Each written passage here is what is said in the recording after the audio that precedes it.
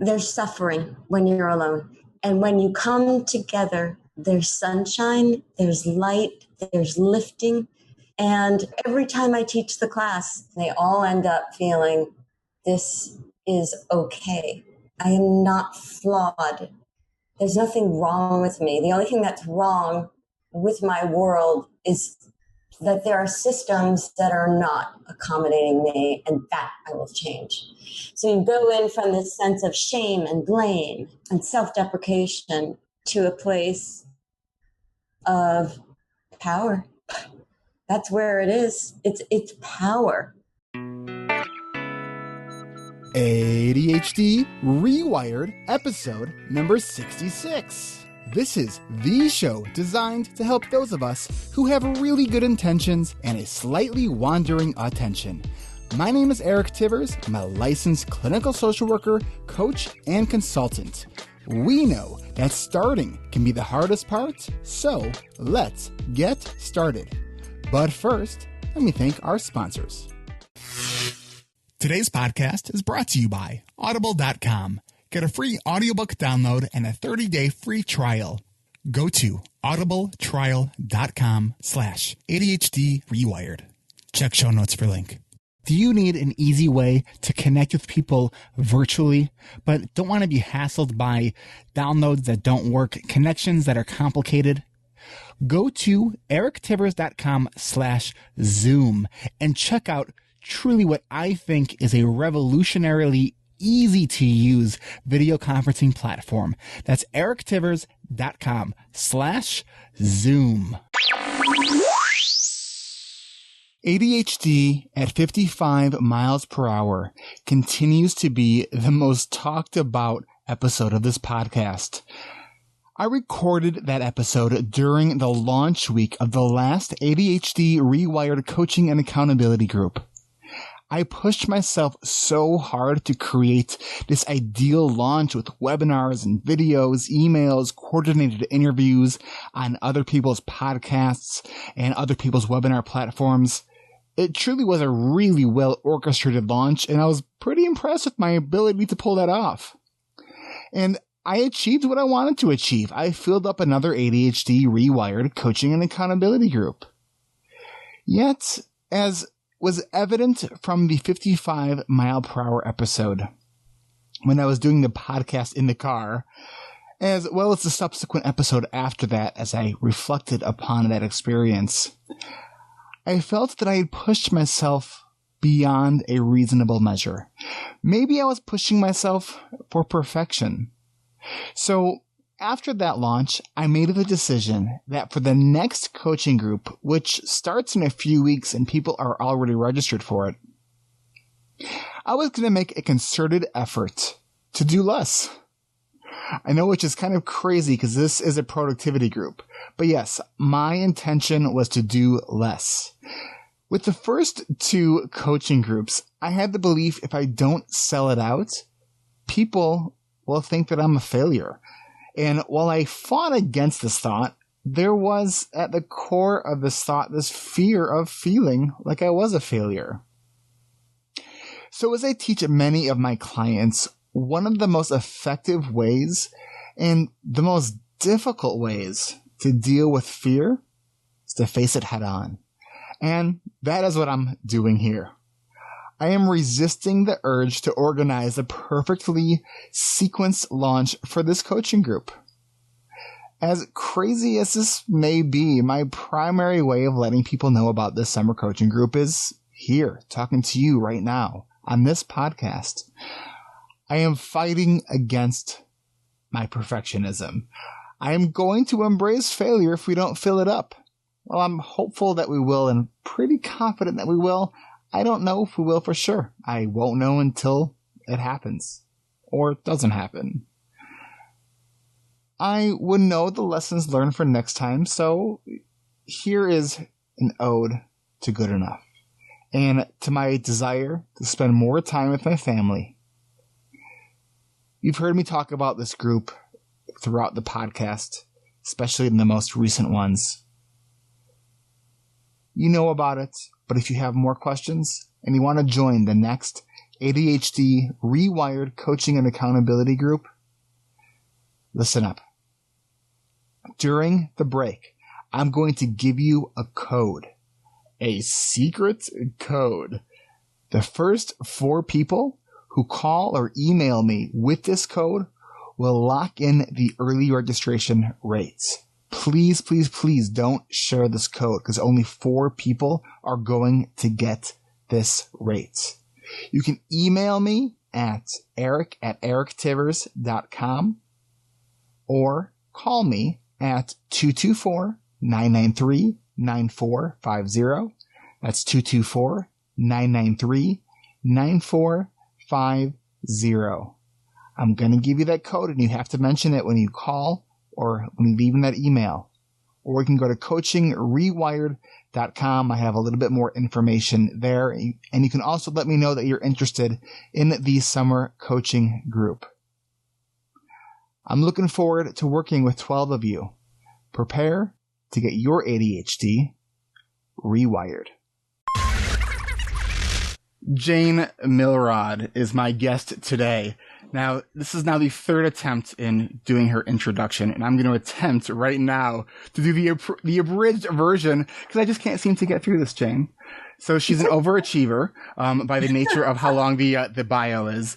So she's had a lifetime of work in ADHD, but more formally after her eldest was diagnosed. She is heavily involved in CHAD. We're going to get into the details of that during our conversation. She is a certified ADHD coach and has a bunch of certifications in ADHD coaching. And she's done all kinds of things with CHAD as an educator. She's a parent-to-parent trainer. She's done other work in regards to parents, adults, nutritional harm reduction. And despite struggles with ADHD in elementary and middle school, Jane graduated Phi Beta Kappa with honors from Rutgers University. Jane, welcome to the show. Eric, I'm delighted to be here. Thank you so much for having me. I really appreciate it. So, we talked about a week ago. I think it was about a week ago. And it's too bad we didn't record that conversation because that was, I think we have a lot of similarities in our interests. One of them being CHAD. So, yeah. Do you want to start with talking about CHAD or kind of how you got into ADHD? Because it seems that maybe the latter would be that would make more sense as a starting point. Yes, I would love to talk to you about the journey because the journey, the backstory is really what I want people to understand, that CHAD came into my life like this fabulous white knight, and I want everyone else to understand that it's there for everyone else. And just in case people don't know what CHAD is, and I'm assuming most do, but for the one person like, who's this CHAD guy? CHAD is CHADD and is a national organization, stands for Children and Adults with Attention Deficit Hyperactivity Disorder. Don't try to figure out the acronym because it doesn't actually work. And so that's what CHAD is. It's a national advocacy organization that has, I think, about 200 support groups across the country. They promote science-based research. They do advocacy and political advocacy on our behalf. So that's kind of the nutshell version about CHAD. So how do you get involved with CHAD now? It is such a strange and twisted, long road, and so that's why to me CHAD means so much more than it might have had it always been in my knowledge. I did not know about CHAD. So here's the story. When I was younger, I struggled with ADHD without anyone knowing what ADHD was. And my struggles included impulsivity. I climbed on the top of the school roof, got a traffic ticket, got a ticket from the police, and was hysterical. When we had assemblies, I would say inappropriate things like, he's got the whole world in his hand. And I raised my hand and I said, he's got skunks in his hand. And then afterwards, teachers would say to me, I had the 3rd grade teacher look at me straight in the face and say, I will never let a person who says things like that in assembly come into my 3rd grade. And I had to go and apologize. So all these I had shocks to my system that, because I had a hyperactive type ADHD and I really like school, I was able to manage. I've never been diagnosed with ADHD. I don't know what I had, but I do know with all of my work with ADHD that I don't have ADHD because I have a wonderful time sense and I'm organized and I don't have any depletion of my battery pack. So here I am thinking everything's fine. I'm doing great in college. I get a great job, a perfect job for me because I was a headhunter and I'm sort of like an octopus and I like to have 100 things to do. For everyone listening, you can't see what Jane's doing, but her arms are flying around, kind of trying to exemplify the octopus of everything kind of going everywhere. Right. So if you ask me to do one thing, I can't do it. But if you give me 100 things to do, I can, right? So my husband and I have been together, now this is our 35th anniversary, our 35th love anniversary, met in college. We got married and we had children. And all of a sudden into my life comes these huge challenges, these wonderful, delightful children who are not meeting their milestones. And it's one question mark after another. So my eldest was not diagnosed until after my younger child was born. It turns out my relatives, who are all teachers, noticed his language delay, but were afraid to tell me when I was pregnant. They were that superstitious. They were worried it would interfere with my pregnancy, which is absolutely adorable. As an aside, by the way, they have all these superstitions. With my younger son, my older son has inattentive type ADHD, a daydreamer, Ferdinand, we call him. But my younger son was so ADHD that even when he was in my stomach, I could feel his legs kicking. We could actually see his legs coming out of my stomach. It was so funny. And he started walking at 9 months. I mean, This kid out of the box, hyperactive. But my older son, inattentive type, with the speech and language delay and, all these developmental delays, one puzzle after another. Okay. So at 3.5, he gets diagnosed as speech language delay and self-directed behavior, whatever that meant. So he gets into this wonderful program at the Mercer County level, special ed, little school bus. And he goes and he's in this magical, wonderful environment. And, he's doing great. And I go into my first, sorry. Sorry. So just so everybody knows, so just a moment ago, I asked her to re-say a line because she bumped the desk, and the smile on your face just it became stressed. It was like, I have to stay still. Oh my God, how am I going to do this? Really hard. Jane, you're doing great.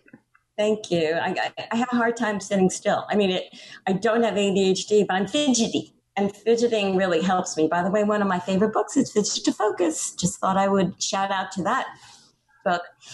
So here I am, a headhunter all these years, 20 years of my own business, placing people, doing all these things, a multiple faceted research activity. So I'm working full time, 2 children. And so it's the end of the year, the IEP, I go in by myself with 20 other people in the room, and I'm being told that my child, who can't speak well, is absolutely fine and can now go into general ed. And I am pleading by the case like I plead, for a candidate. This is why this person should get this job, et cetera. I'm thinking all these skills are going to transfer, and they didn't. And I was denied, and I wasn't savvy enough to know that I could, challenge that diagnosis. I could get him back in the school system. So here I am, totally at a loss, and so busy with other things that I didn't question it. So I'm going to fast forward to the fact that he's in 5th grade and still not getting an IEP. Finally get him a 504. I mean, this is after so many missed opportunities. I mean, we called ourselves part of the homework club because at 5 o'clock, we had a tap on the windows of the elementary school. We live across the street from the elementary school. And we knew all the janitors' names because the homework would be in the classroom. And even when I would say, when they would come out, do you have your homework? Yes, Mom, I do. But if you couldn't get the attention of the janitors, I figured you'd probably just climb on the roof and figure out a way in that way. Yes. Thank you. Speaking of climbing, my older one is a climber. And so he was known as the kid who was on top of the swings.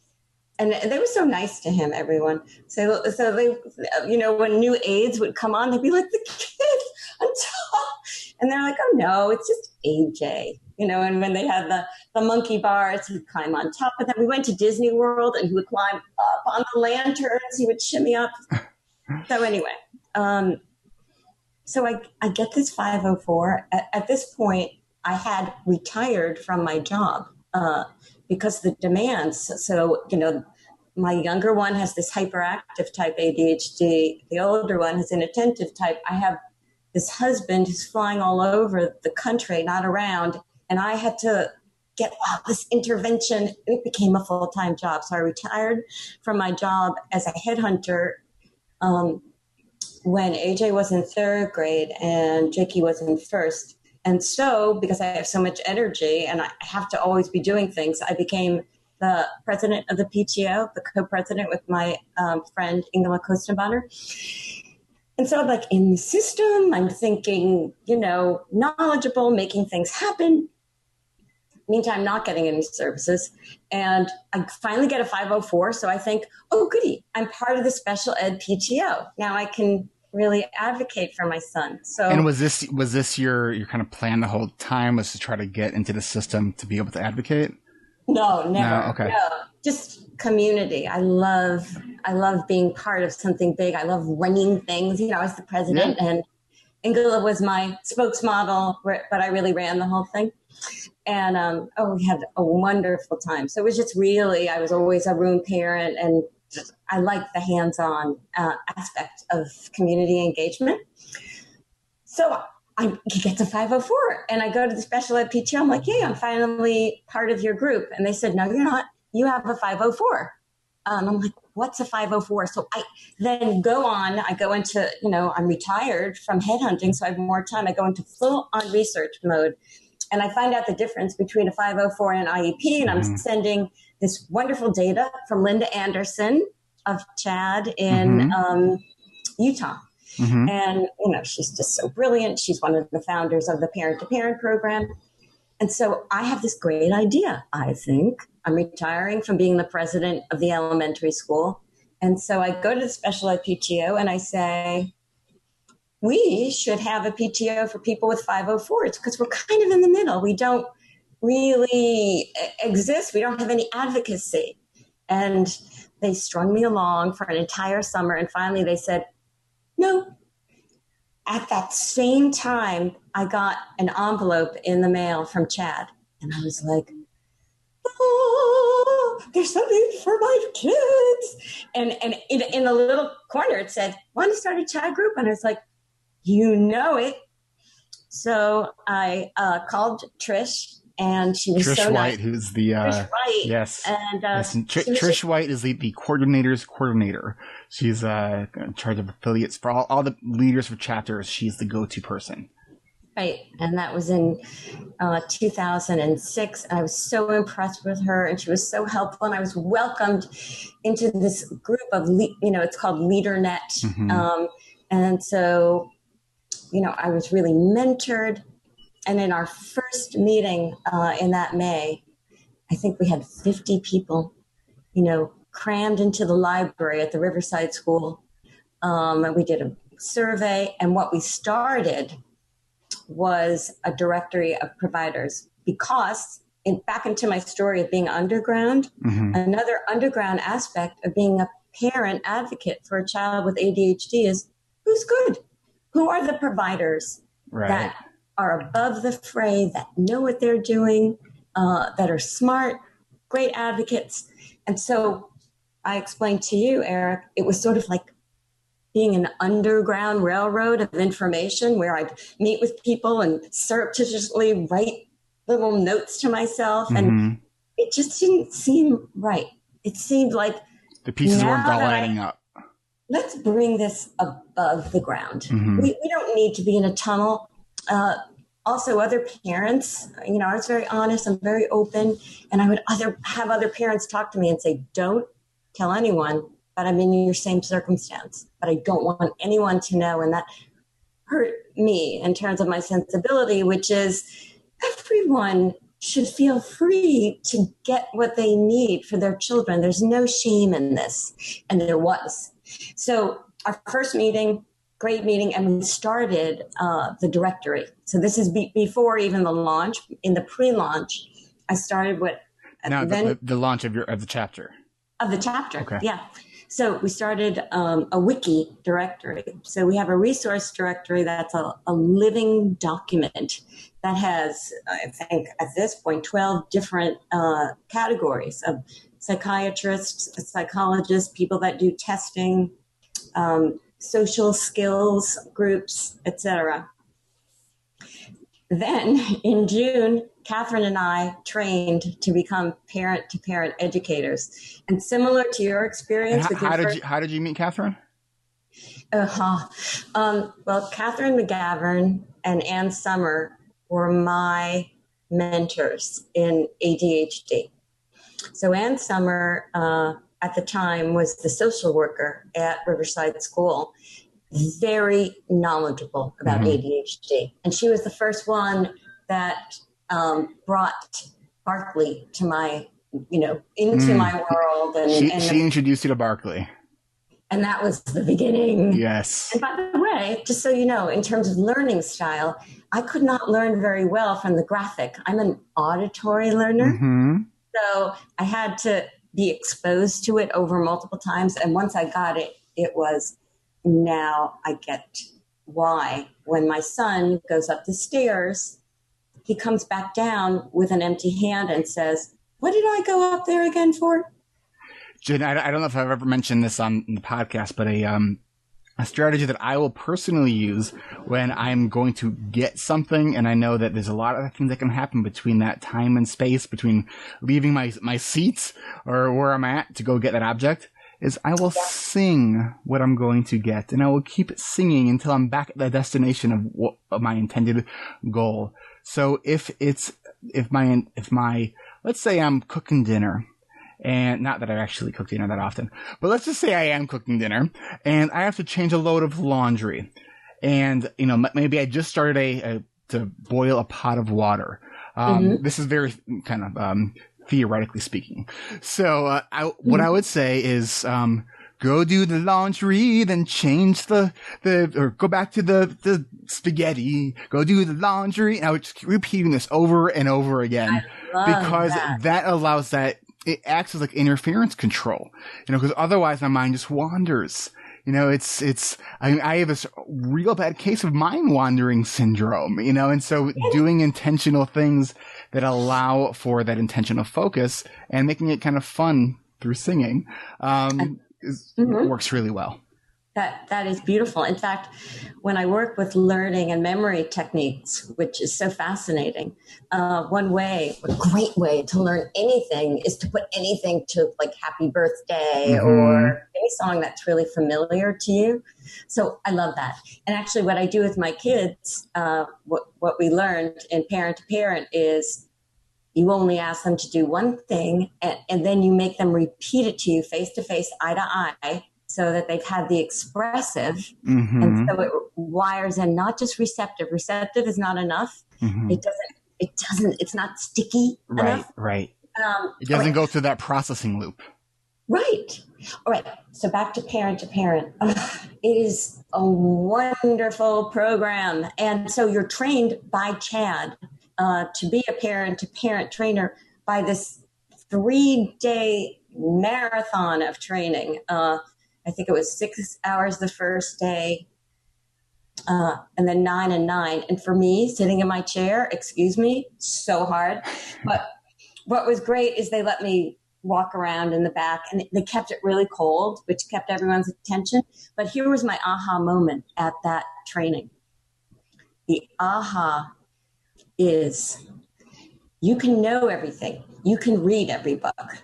But until you hear the stories of other people, fellow travelers, that's when it just lights up and it sparkles and there's this retention. So we were taught to teach the class, we were giving examples of our own life, our own kids, our own experiences. So it makes it real. And it was just wonderful. So what has worked so well for our CHAD chapter is that we have, by running the parent-to-parent class twice a year, we have this cohort of parents who are so knowledgeable about ADHD and who come in feeling defeated, angry, guilty, and with this idea, I'm here to fix my child, I'm here to make sure that my child's needs are heard, accounted for, and supported. And they then go into the schools and are able to advocate so much more effectively. And this is because of CHAD. So. And I don't think that a lot of people even realize, or not enough people realize what CHAD does and the power that it has. What I want to do, though, briefly is take a quick break so I can help pay for all the outsourcing and the stuff I don't like to do. But when we come back, I want to kind of fast forward through this and some of the advocacy stuff that you've been able to do. And I also want to talk to you about some of your favorite audiobooks. I know that you said you're a big audio fan, so we'll be right back. Get a Zoom room. Go to erictivers.com/Zoom. I use Zoom video conferencing for the ADHD Rewired coaching and accountability group. Zoom makes video conferencing fun and easy. Share your screen, collaborate with a whiteboard, record the audio and video. It's ADHD friendly. Go free or go pro, but go to erictivers.com/Zoom so they know that I sent you. That's erictivers.com/Zoom. Audible trial.com/ADHD Rewired for your free download. Trial.com/ADHD Rewired. Trial.com/ADHD Rewired. Go to audibletrial.com/ADHD Rewired for your free audiobook download. Hey everybody, I mentioned at the beginning of the podcast that I was going to be giving you a code for 4 people to use. The first 4 people that use will get the early registration discount if you are interested in the coaching group. And are you ready for the code? It's XP974. No, totally just kidding. The code. I didn't even plan that. It just came out. The code is... I haven't even thought of it yet, so I have to actually think about it. I'm going to push pause. Okay. The code is Jim. That's GIM. That's the good intentioned monkey. Why twice? I don't know. It's just what I came up with. If you come up with some other variation of Jim, that's fine too. I'll know you've listened to it. So guys, we are set to start June 15th. I'd love to have you be part of the group, but I need to talk to you. And I want to invite you to call me, 224-993-9450. Again, 224-993-9450. I want to help you improve your time management, your productivity. You can work on sleep. We're going to work on organizational skills, tracking your goals. 8 of the 12 people, I want to remind you of my last coaching group requested to extend the group. I think that speaks a lot to what I'm doing here with the ADHD Rewired Coaching and Accountability Group. I hope that you'll spend part of the summer with me. Go to coachingrewired.com if you want some more information, or just contact me, and you can talk directly to the source. That's this guy. All right, let's get back to the episode. All right, we are back with Jane Milrod, and we are talking about advocacy, about CHAD, and just about the stories that we are all experiencing and that bring us to where we are today. So what we wanted to do is kind of finish up the conversation about some of the things that you have done. And when we first were talking about a week ago, you had told me about how you were able to bring this information to the schools and have changed a lot of things within the schools in your area. Can you give us a brief kind of overview of that so we can talk audiobooks? Okay. So the most impactful part from my experience of CHAD, not only have we created this very knowledgeable cohort of parents across our entire county, is that by coming together, in fact, moving outside of just your singular school system, what we've done is revealed to one another what kind of 504 and IEP processes exist in each school district. And what that has done is raise the bar for all of us. I'm going to give you some discrete examples. In our first year, the first class that we taught, Camille and Gil Quinton, who then went on to become parent trainers. So we actually run 2 groups a year because of them. They had this brilliant son, who was really being punished for not handing in his homework. He's like a math genius. He doesn't need to do his homework, but he knew the data. And so we were talking about IEPs, we were talking about 504s. He had nothing. And what they were able to do was shift his experience of school from getting straight Fs to getting A's and B's, because they looked at alternate means of testing him, and they weren't giving him so many ding, ding for every time he didn't hand things in. He had the occasion to be, hello, and the parents brought in on this is missing, and he would do it. He would do it like it was the easiest thing in the world, because it was. He was also being given points off for not showing his work on a test when he would have the right answer. Anyway, okay.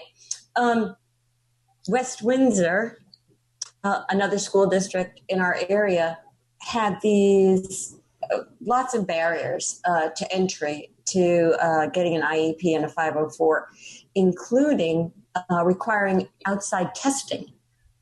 And because of the awareness and because of the knowledge, a very wonderful lawyer in our area, Denise Dwyer, actually went to the state of New Jersey and was able to get them involved. And now they've changed. So here we have, just by coming together, power of CHAD.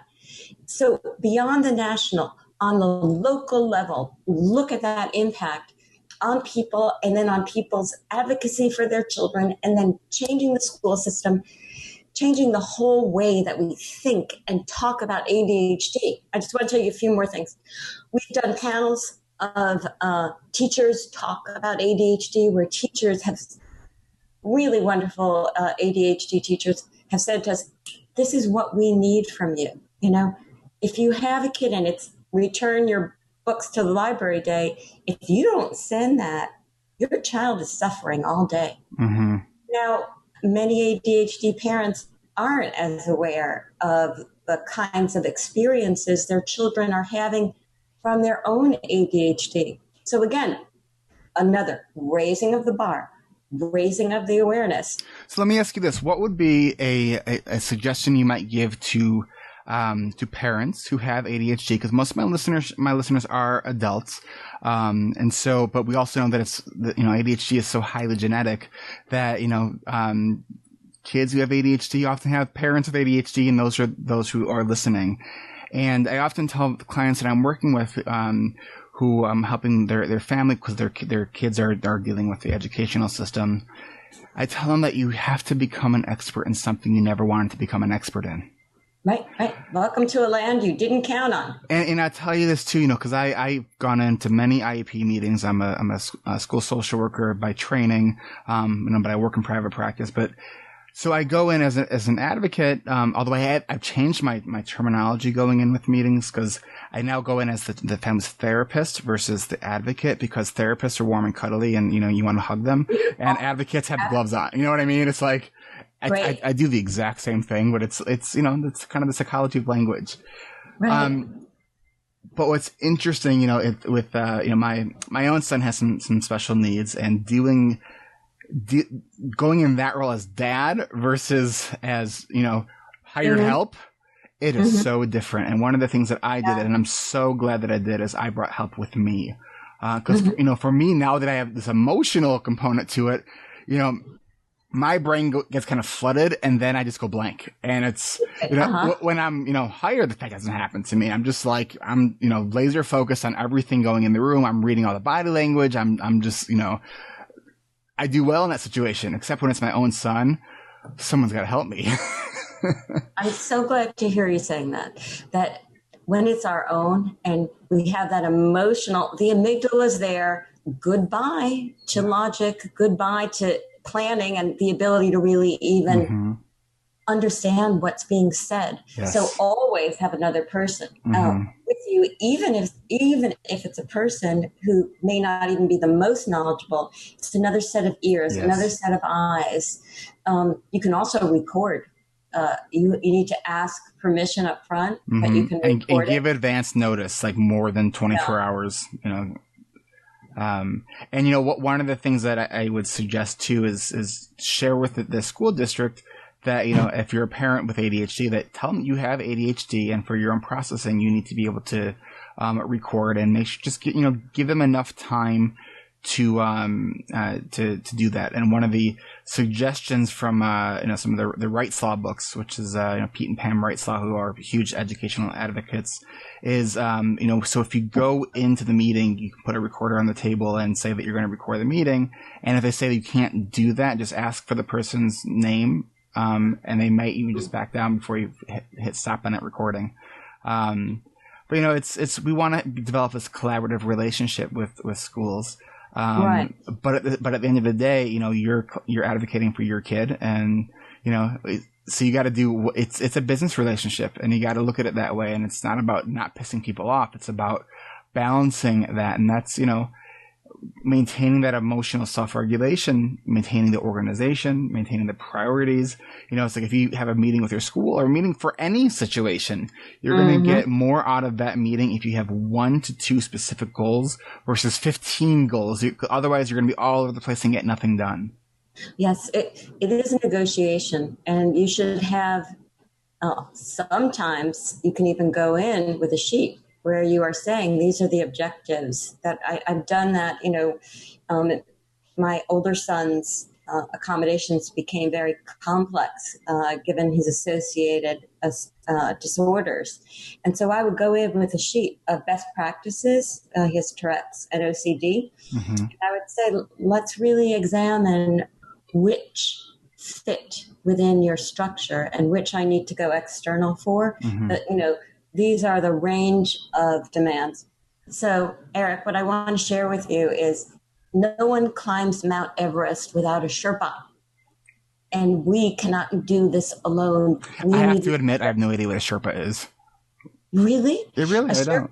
A Sherpa, actually, they live in the Himalayas, and they're mountain people. And they're the ones that carry the packs. Okay. I'm glad I asked, because I was thinking it was a piece of equipment. So. Oh, really? Yeah, they help you up Mount Everest. They are your guides. They are walking with you. Got it. And you need a guide for this. You cannot, what I learned, my hard-learned lesson, and I have regrets about it because, AJ could have been in that wonderful program for longer, and his speech would have been better because the younger you have the intervention, the better. Of course, yes. Is that I thought I could do everything alone. Here I am, I'm strong, and I'm, going to make this happen. And the lesson was, no, you have to be with your people. We are the tribe. And then the other thing is, I think everyone should take parent to parent. I think it's the greatest, most mind-expanding experience because of the people that you meet. And the fact that you are not alone. All these parents are going through exactly what you're going through. And then you're learning how to have a happy, peaceful home.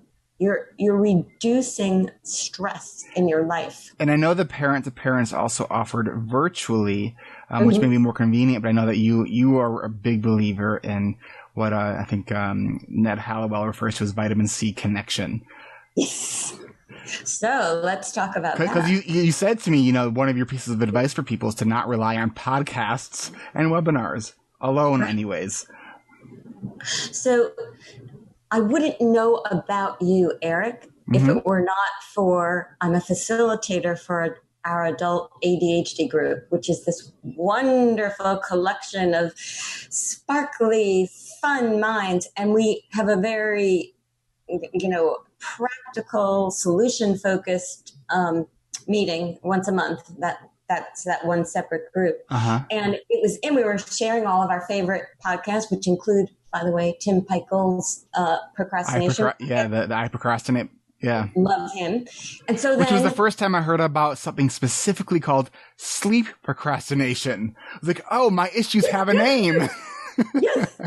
And so this woman who I think is just one of our great contributors, Kim, said, I love Eric Tivers. You have to listen to him. And I said, okay, I will. And then, all I had to do all right. Hey. was listening to ADHD at 55 mph, and I was hooked. So that's how I got to you. So it's through community, through connections with other people that you create alliances. And here's another analogy for you. When I first started CHAD, I thought all I needed to do was sprinkle everyone with information. I'll just water all of you and you'll bloom. And she just so you guys all know that Jane is using the watering pot motion as so you can imagine her going through with her in her garden and she's growing people and she's giving it the fertilization of information. I just had to kind of describe that. Thank you.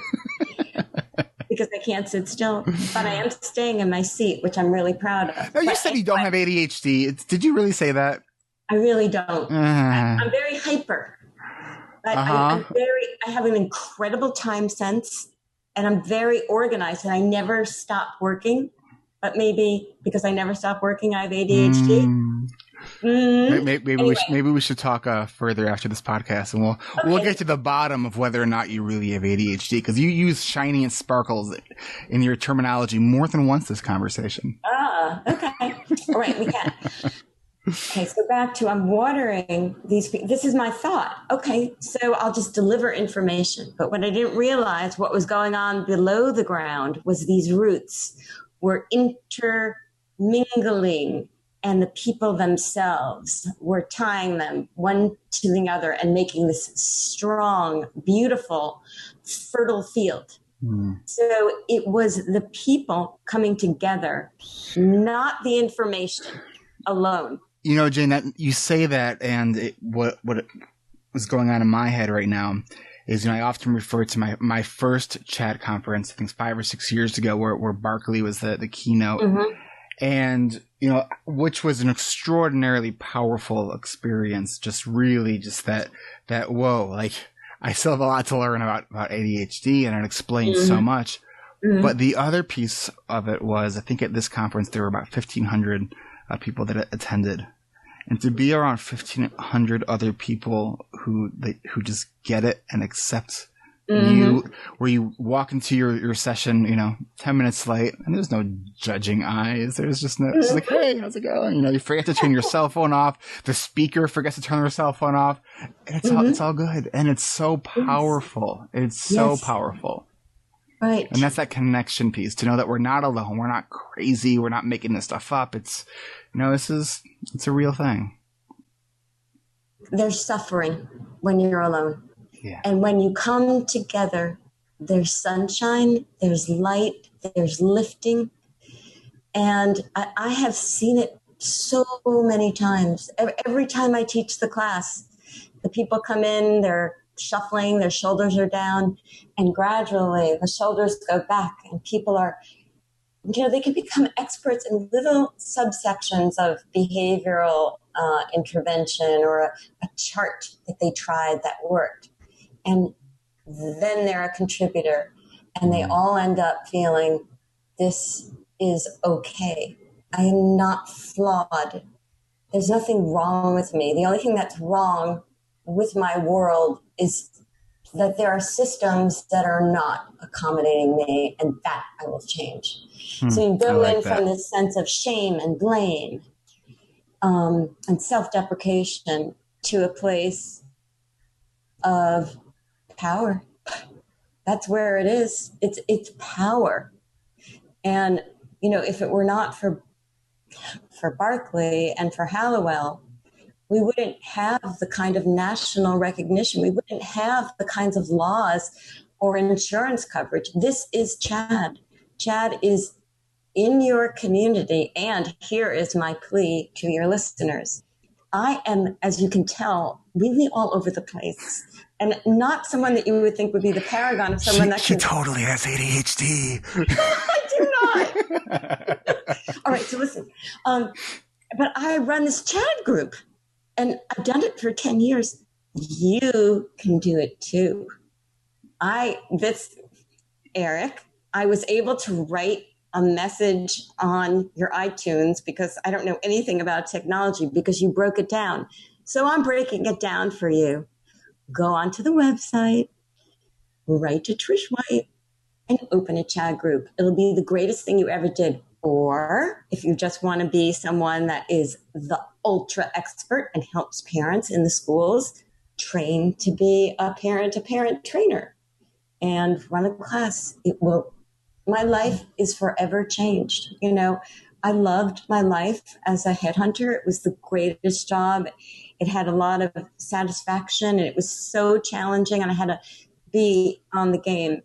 But there's nothing like doing a job that changes not only individuals. It was very satisfying to get people wonderful jobs and to help companies that were really struggling to find the right fit, but to impact people's lives, to make them feel better about themselves. There's nothing better. Love it. Love it. So, Jane, what we're going to do, let's a real quick round of favorite audiobooks. Ooh. All right, here we go. I have to pull let me start by this. What are you listening to right now? Okay, right now I'm listening to The Road to Character by David Brooke. Really enjoying it. The one I read before this was Being Mortal by Atul Gawande. Great perspective on life and how we all are going to get there and what we need to do. All right, some of my faves. Willpower Instinct by Kelly McGonigal. That's really a good book for ADHDers, as is The Power of Habit, which I read. And then we also did I belong to a nonfiction book group. We've been around for about 9 years, and we read wonderful books, which is another reason why my Audible account is supersized. And just a shout out to Audible. I love Audible. I'm a 24 per year member, and it's changed my life. As you can tell, I don't sit well.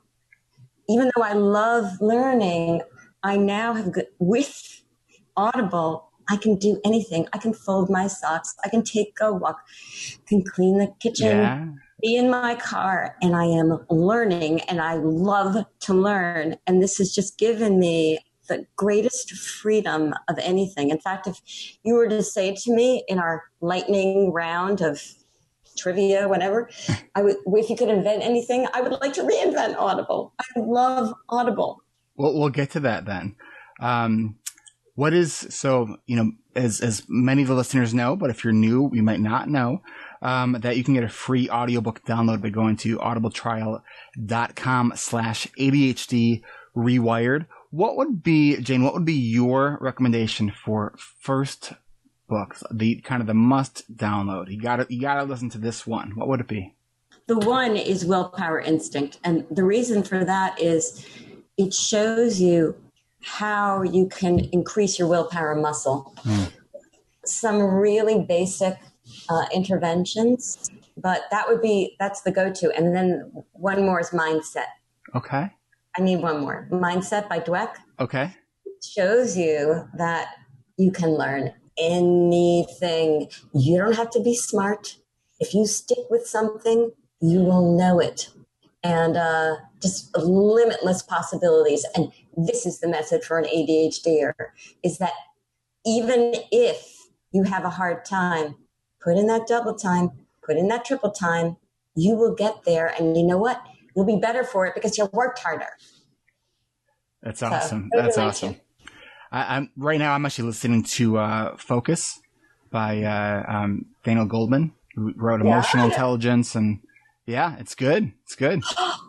I don't know it. Oh, I'm so excited. Yes, You're liking it? I am liking it. And he does talk a bit about ADHD, and no, it's really good. He's talking about also. So right now I'm listening to a part where he's kind of talking about some of our lack of focus as just why we can't pay attention to larger systemic issues because our brain just doesn't have the capacity for it, which is he's right now is kind of explaining why with like global warming, like why we as humans we don't have that capacity because it's too large in scope. Wonderful! So it's a really interesting book where it talks about how we, focus is a muscle that we can train, and he talks about how there's different types of focus attention networks, and it's really good. So I think the more we understand about different areas of the brain, when he talks about top down versus bottom up, kind of emotional processing and executive function, and I would definitely recommend it. Oh, thank you. Just one more, if I may. I think that so if I were on the DSM committee, I would add one more thingitis as a check mark for likelihood for ADHD. But go ahead. Kahneman, Thinking Fast and Slow. Again, has you understanding some of the automatic responses of the brain and how you can sort of work with them. Okay, so here's what we're gonna do. Because I only have a few minutes left, and I know you do too, so we are going to jump into the random question round. This is the part of the show that has nothing to do with ADHD, which then, paradoxically, has everything to do with ADHD. Are you ready? I really am not ready. I just want to say that. I wasn't sure if your facial expression was like, it looked like utter terror. Terror. I am so terrified of this. So if it makes you feel any better, I haven't planned a single question. So, but we'll start with the first one where we talked about what is the invention, or an improvement upon something. And you did suggest something regarding Audible. So what's your improvements on Audible? An improvement on Audible. Or you said that there'd be something you'd like recreate or you'd... our big problem is that my husband and I listen to books together, and we've yet to find a way to listen to them together when we're moving. So I would love to have a speaker that's loud enough for us to listen together in a mobile context. We have this one external device, but it's not loud enough. Okay, so maybe that just shows that I'm old. I want it to be louder. I want it to be loud. If my one improvement on Audible is that I don't want to wear my headset. I want to just listen to it on my phone, and I can't do that. Okay, all right. I have a question for you. Okay. If you could, this is with a nod to NPR. Mm-hmm. If you could have one superpower, Eric, one only, and it will be either the ability to fly or the ability to be invisible. Invisible. Why? The ability to observe other people and then at the same time also mess with them would just be too much fun.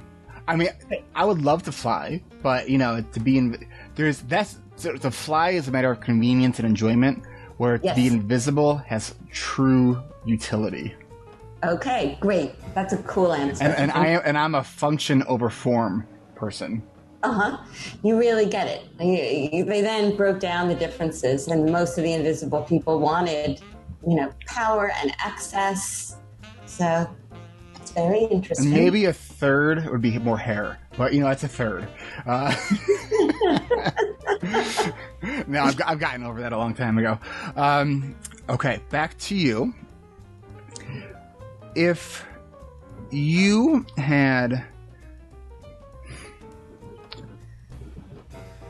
were able to meet with the director, the Director of Education, the Secretary of Education, you had 1 minute with the Secretary of Education, what would you want to tell her?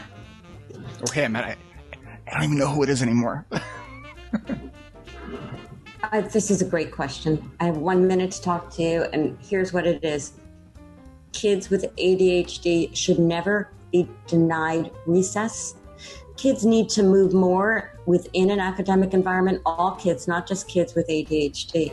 That we need to be more involved in hands-on, movement-based learning, experiential learning. When you look at at Germany, when they don't even go into kindergarten because the year before kindergarten, they're out of doors, and all that they're learning by doing. And so we need to shift away from learning by listening and absorbing to learning by doing, primarily in the lower levels. And then less homework, less testing, yes, more living. One more thing. Let's take a strength-based approach. Let's not formalize that everybody has to meet every criteria, and we look at the one thing they can't do.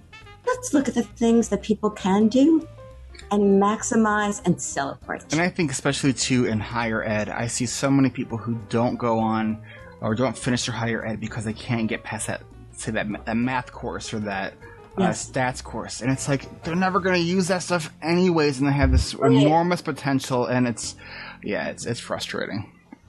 You asked me a good question. I like that one.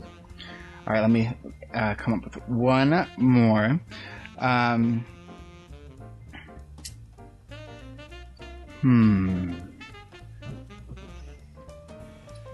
What does your ideal day look like? Okay. All right. So I'll give you just a regular day. Ideal day is getting up and taking a fabulous swim. I swim 3 days a week.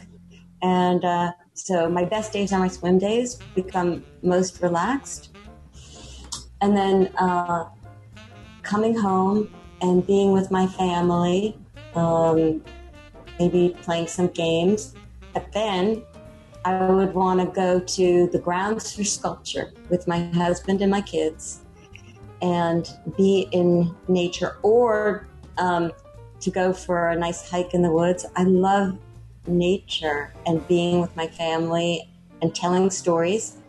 And then we would come home. My husband is an incredible cook, a real master, and he would make us a beautiful dinner. And we would have one of Bill Jemis's great dinners, and then we would watch a documentary.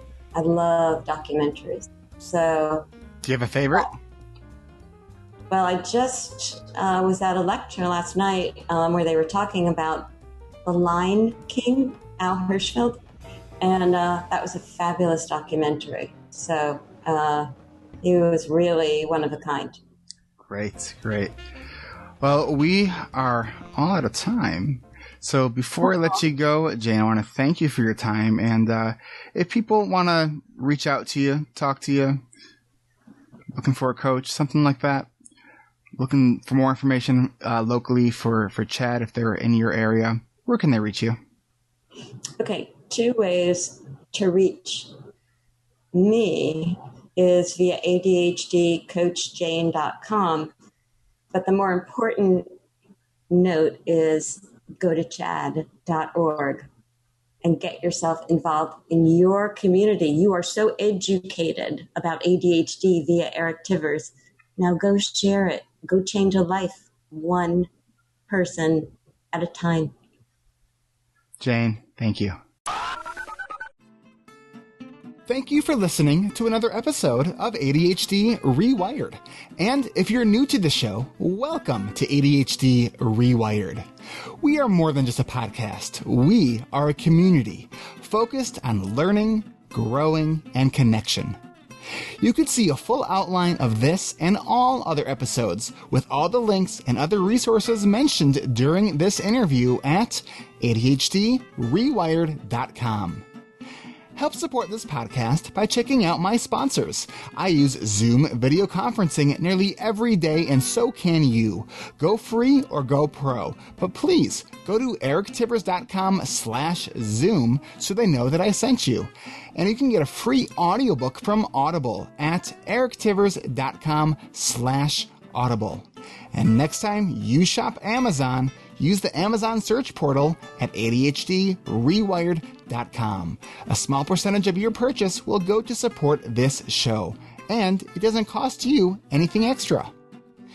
You can also support this podcast by leaving an honest rating and review in iTunes or Stitcher.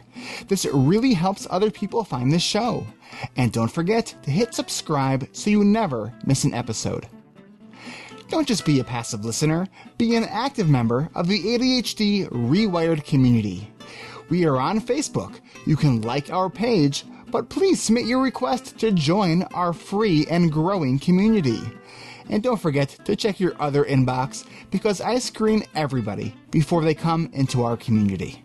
Register now for the ADHD Rewired Summer Coaching and Accountability Group.